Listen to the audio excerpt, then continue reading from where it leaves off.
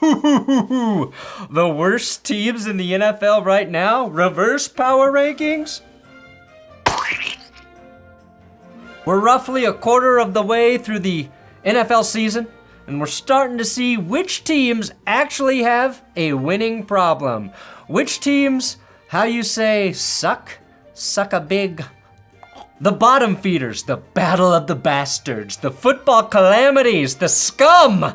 Okay, that's a little too far. Nobody's scum. Today, I wanted to take a look at the worst teams in the league and rank them. Starting at number 9, the Falcons.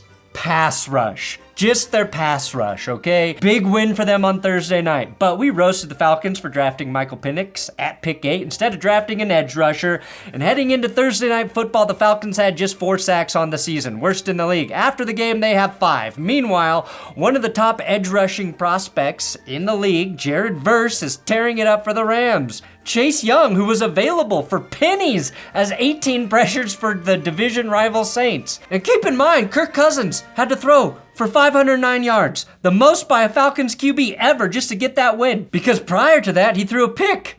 And had the refs actually called this face mask, then maybe the Falcons don't win. Now, if Atlanta can get an early lead, that will help their pass rush.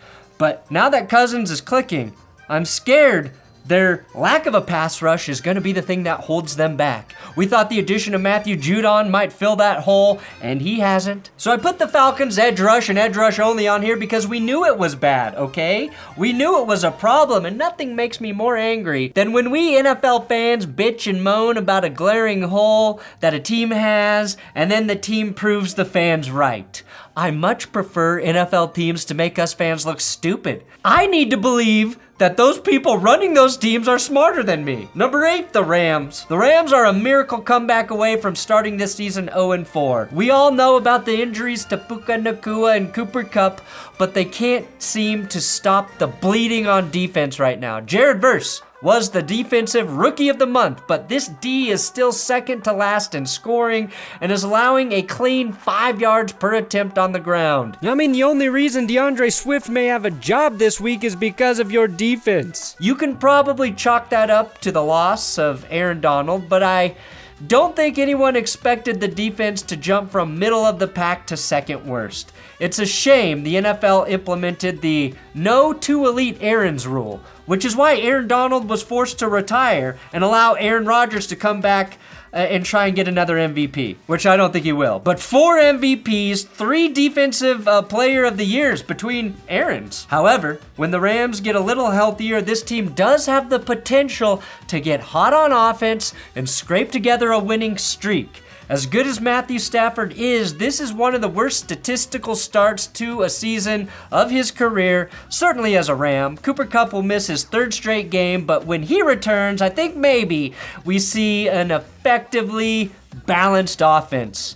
It's taken 4 games, but I like the direction running back Kyren Williams is going, seemingly getting better every week. He still lacks a 100-yard rushing game this season, but when a threat in the passing game actually emerges consistently, maybe that changes. Number 7, the Panthers. Now this is an encouraging spot to be in, Carolina. Good job, guys. You went from the unholy shell of a football team to a squad that's actually competitive, giving the Bengals a game last week. However, they're still staring down the barrel of a situation where they'll have to make a move at QB in a draft class coming up where there isn't a ton of certainty at the position. That's a bad outlook for Dave Canales, and even if you tank for 2 years, you know very well the Manning Brain Trust won't be letting young Arch get within 500 miles of the Carolinas. Either one of them. Watching the Panthers offense score 36 points and 24 points, though, in back-to-back weeks was like hitting the lottery and then marrying your dream girl. Did she marry you for the money? Who cares? And honestly, Cam Newton may have had a rougher week than the actual Panthers in a loss. Weird? You know what she did, bro. It was contentious. Okay. We're gonna talk. It was a little awkward. Okay. Not only with Shador, but also with Travis. Your most embarrassing stat right now, Carolina, you're dead last in points allowed at 32.3 per game. Number 6, the Giants. This is just a brutal team to watch. Please, stop putting them on prime time, okay? I beg of you, NFL. For their sake and ours, mostly ours, they have the most exciting rookie wide receiver so far, now he's hurt, and they're still 29th in scoring. Why? Dan Jones. It's very clear that he's holding back this offense because he can't push the ball downfield and create space. It doesn't help either that his receivers have dropped 12 passes already this year. Nobody should be allowed to call Daniel Jones Danny Dimes, because he only has debt when he goes deep. His passer rating of 32.3 on throws of 20 plus yards is only better than Bo Nix and Caleb Williams. Them's his rookies, Dan. They get a pass for not having any FDRs in their coin purse. Their male coin purse. Jones hasn't thrown a touchdown pass in his home stadium for over a year now. Sure, he was hurt, but so was Aaron Rodgers, and even he got one at MetLife. Rodgers was hurt for longer, by the way. Number 5, the team that is brown. And oh my God, look at these beautiful, beautiful t-shirts Rachel made. They are available now at benchwarmershop.com. Sorry, benchwarmershop.com. I know my own website. Cleveland's best baker. Look at this. Look at this sad crying elf. All of your terrible, terrible, cursed logos available at Benchwarmer Shop. The only reason I didn't rank you lower, Cleveland, is out of respect for Nick Chubb, who has returned to practice for the team. Now, I don't know when he's going to play, but I love that man so much, and I hope for his triumphant return so hard that I'm keeping you out of the bottom 3. The product on the field, though, is only matched by the vibes off of it. Both feel irreparable until this team washes its hands of Deshaun Watson. The Browns have yet to score 20 points this season, and now they're looking like sellers at the trade deadline with Amari Cooper.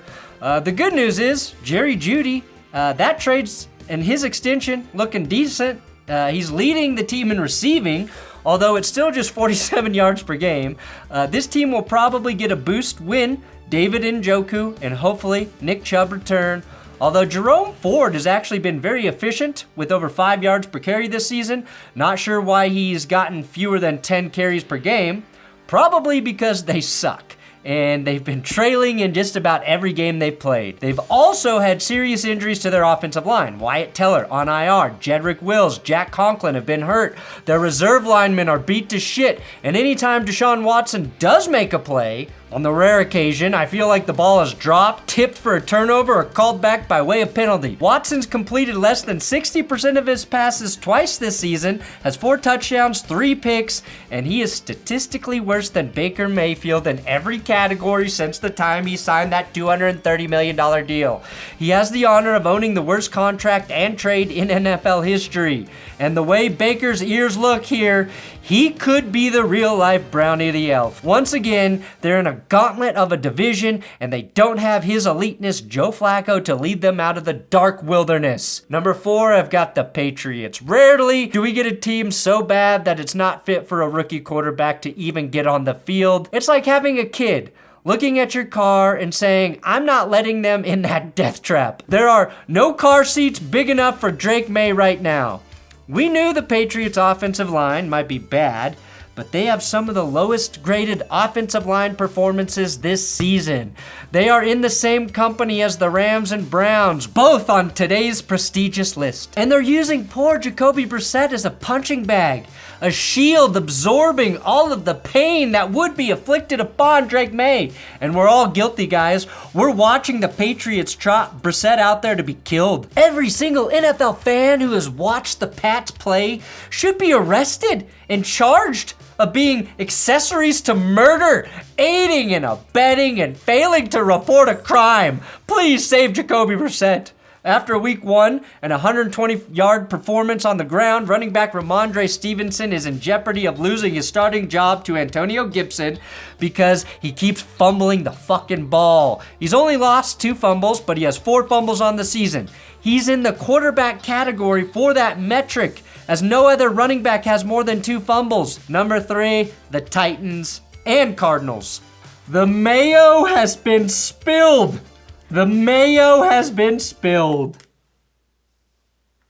All right, Brian Callahan has not gotten off to a blistering start despite the win over the hapless Dolphins on sort of national television. Of course, if you were watching that game instead of the Seahawks and Lions, you need immediate help. Their 3 30-plus-year-old wideouts are wasting away. None of Hopkins, Ridley, or Tyler Boyd have 150 receiving yards through their 4 games. And like the Browns, Hopkins is now being floated as a possible trade piece. They're constructed like a team trying to win now, but unfortunately for them, they are not winning now, and I have doubts that they'll win later either. Now, you almost escaped me, Arizona. We keep thinking you're the team that beat the Rams 41-10, but you're not. Jonathan Gannon is a defensive coach, and your defense is bad. 26.5 points per game, 4th worst in the league. And the guy you let go in 2023, Zach Allen, is one of the best defensive linemen in the league. Even worse, Vance Joseph is killing it as defensive coordinator in Denver. Worse, Cliff Kingsbury won the first ever revenge dagger in your house. Every decision you make feels wrong. And if I Google search Cardinals, it defaults to St. Louis. Do you know how fucking annoying that is? Even Google doesn't put you atop their rankings, their search rankings. And football is so much superior to baseball. Number 2, the Dolphins. If things weren't already bad enough, Miami loses Jalen Phillips for the year again due to a knee injury again. This is the year from hell for Miami, all right? Everything that can go wrong has gone wrong. Murphy's Law, and all of a sudden, it's gotten so bad that we're now speculating whether the Dolphins would offload Tyreek Hill if they're still thoroughly out of it by the trade deadline. Tua suffered that concussion back in week 2 in prime time, and since that moment, not a single good thing has happened for Miami. We now know just how important Tua is to the offense, though, right? To top it off, they lost running back Raheem Mostert, who I am now convinced is the second most important piece on offense, not Tyreek Hill. Bradley Chubb, still recovering from last year's injury. Rip Van Ginkel, who left in free agency, playing very well for the Vikings.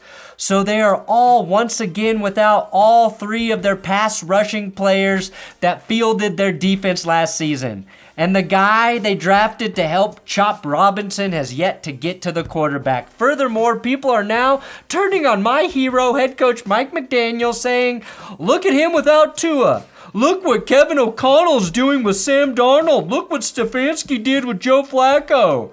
Those quarterbacks are not comparable to Skylar Thompson and Tim Boyle or Tyler Huntley, guys. Joe Flacco won a fucking Super Bowl and started for 12 years. Sam Darnold was a first-round talent who has tons of starting experience and a full offseason to prepare as a starter. If Mike McDaniel is guilty of anything, it's not pushing to have a better backup quarterback on their roster.